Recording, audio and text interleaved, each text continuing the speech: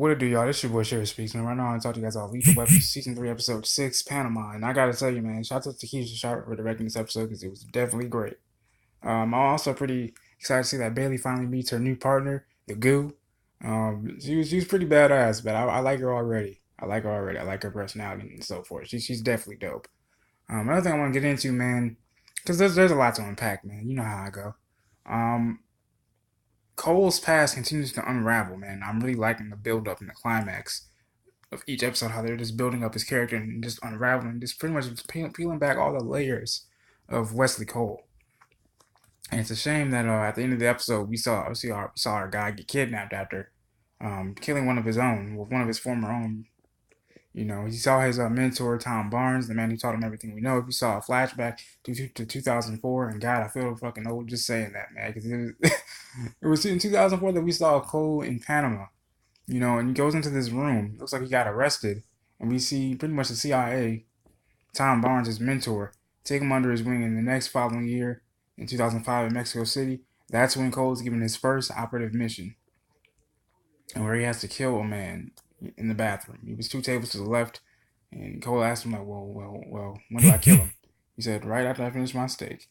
And Cole went up there and had a bit of a struggle. The guy begged for his life, put up a bit of a fight, and Cole ended up having to kill him.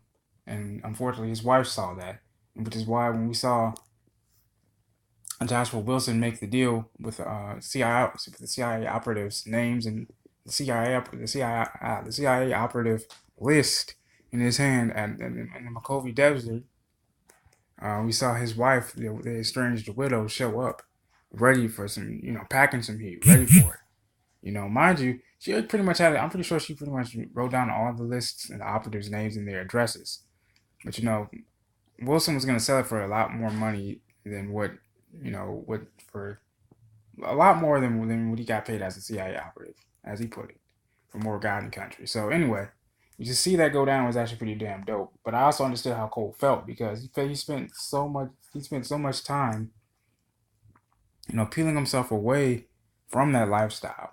That for the fact that he had to pull that trigger again, like he told Roger, like it did something to him, man. He spent his whole life trying to get away from that, and he no longer works for Tom Barnes, mind you. In fact, when he was with his daughter, driving home, one of the CIA operatives was on his detail. They were on his tail. And he said, "Yo, why the fuck are you following me?" He said, "Yo, Tom Barnes wants me to watch you." You honestly think, wonder why? Because that's a CIA operative list that you have. Because we saw at the very beginning of the episode, Wilson actually goes into a bank, and pretty much, as we all know, we saw him just to look at every single last safety deposit box, and he found it in 713, which is where the list was. Like I said, they went to the Mojave Desert. Cole was like told Barnes, he said, "Look, man, if you're gonna take him down, let me in." And Barnes was like, "All right, cool, but just leave your partner out of it." So Cole didn't tell Roger what was up. Roger had to track his own partner down and track him to the Mojave Desert with Bailey, because we saw her. She had a bit of a black eye because the goo punched her because he found her, with this local gang somewhere, thinking that she's a drug addict or a gang member.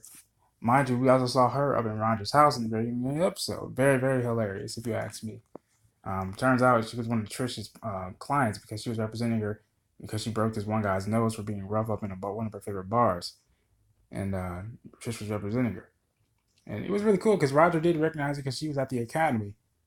So, damn, she is, and like I said, man, the goo is badass. But back to the subject at hand, God, she is beautiful. But seeing Cole having to confront that again, is really cool. And seeing how he handled it. Even though they didn't get the list, Barnes knew that he wanted Cole to kill Wilson, or better yet, that's just what Barnes wanted to do. In fact, Barnes gave up Cole, made a deal with her. Sophia Valgaz, I believe, is what her name was. He said, "Look, I'll give you Cole if you give me the list. Simple as that. If you go right now, I'll give you Cole." And she did that until Roger interfered and started busting shots, and the whole shootout happened. But anyway, nonetheless, Cole, unfortunately, we saw him get taken by Valdez's men. Right before he was going to go see his daughter's debate, he said he wouldn't miss it for the world, and that's when it happened. Now, I knew that was going to happen because Cole knew it was going to happen because he kept looking behind him. He saw these guys coming up. And as we all know, the bad guys always off about 5 or 10 feet away from the actual crime where it happened. So then that way they can be a suspect or an accomplice. But anyway, we see Cole just look like, okay, it's about to go down. Bow, bow. He punches like one guy in his damn throat, kills another guy, but then he gets tasered. I think by a cattle prod or some shit. But I look forward to seeing what happens next week, man. Episode 7, Bali, titled Bali. I really look forward to it, man. This has been your boy Chair Speaks, man. Is it me or is Bailey and the Goo gonna be, or then the Goo's gonna be a really great partner team up? Not just because I think the Good is just a beautiful ass woman. Aside from that, she's definitely got the personality. She's definitely got the charisma. She definitely has her credentials down into being a great detective. So I really look forward to that. I hope you see a lot more of that in the next week's episode of Bali. So but anyway, this has been your boy Sherry Speaks, man. If you guys like the video, make sure you guys hit that like button, hit that subscribe button. If you guys have any requests as to what videos you guys want to do next, please let me know in the comment section below. This has been your boy Sherry Speaks. God bless.